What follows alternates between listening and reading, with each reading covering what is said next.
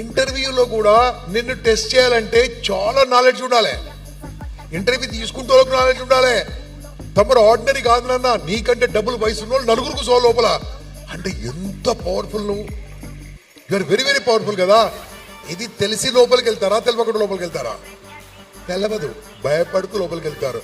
భయపడ్డ వానికి జాబ్ వస్తుందా? గట్టిగా రైట్. ఇది ఒకటి అర్థమైంది కదా. ఇంకొక టాపిక్ మాట్లాడతాను. Exactly 2.5 years back 2.5 years back మనం అందరం కరోనా లాక్డౌన్లో సఫర్ అయ్యాం. Yes or no?